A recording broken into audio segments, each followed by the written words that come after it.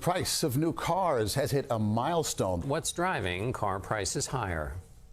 What are you hearing from consumers when they come in here? Prices too high. Car prices seem to have been rising ever since COVID, and there's no turning back on that. You're about to see why GM plant shut down. Silverado prices could drop $18K in 90 days. Isn't just a crazy YouTube title. It's the warning shot for anyone even thinking about buying or owning a truck right now. In the next few minutes, I'm going to show you how a single decision inside GM turned into 60,000 unsold Silverados and Sierras, acres of trucks, sitting with no homes, and pressure so intense it's already forcing plants to slow down and shut down production lines. Because here's what GM will never say in a commercial. There is a real memo circulating that admits they have roughly 60,000 trucks in inventory with no clear path to customer placement. That's corporate code for, we built way too many trucks at prices people don't want to pay. At GM's current sales rate, it could take 4.5 months just to move what they've already built, and they were still building more. Now imagine what happens when all of those trucks have to be cleared out. GM starts stacking factory incentives. Dealers, who are bleeding thousands of dollars a month just to finance this inventory, quietly slash their own margins. Used Silverado values start falling because brand new ones are suddenly thousands cheaper than they were just weeks before. For the right buyer, at the right moment, the total swing between what this truck was worth and what you actually pay can get shockingly close to that $18,000 number in under 90 days. But here's the twist. The same wave of discounts that could hand you the deal of a decade is also wiping out the equity of current owners and pushing some dealers to the breaking point. This isn't just a sale, it's a slow-motion market accident. So the real question is this.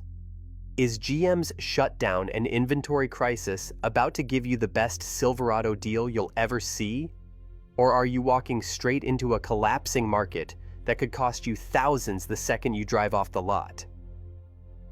There is a memo inside GM right now that explains everything the press releases will not.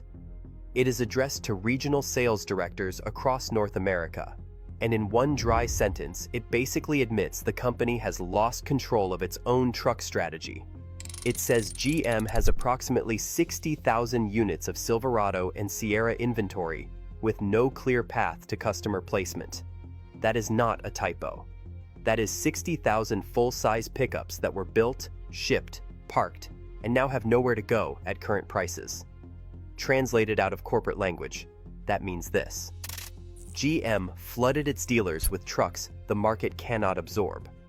They built as if 2024's demand would never slow down, even though the first quarter of 2026 was already showing a nearly 10% year-over-year drop in new pickup demand. At the sales pace GM is actually achieving, it would take 4.5 months to clear just the excess trucks they have already produced. That is 4.5 months where lots are jammed, dealers are choking on floor plan interest, and every new truck coming off the line just makes the problem worse. When you're staring at that kind of backlog, something has to give. You can't just keep stamping out Silverados like nothing's wrong. The only levers GM really has are prices and production. Prices are painful because heavy incentives destroy margins and brand value. Production cuts are painful because slowing or shutting down plants means idle lines, lost shifts, and angry unions and local politicians. But faced with 60,000 trucks already clogging the system, GM doesn't actually have a clean option left. That's where plant shutdowns come in. When inventory massively outruns demand, the first visible symptom to the outside world is idled capacity. Shifts cut,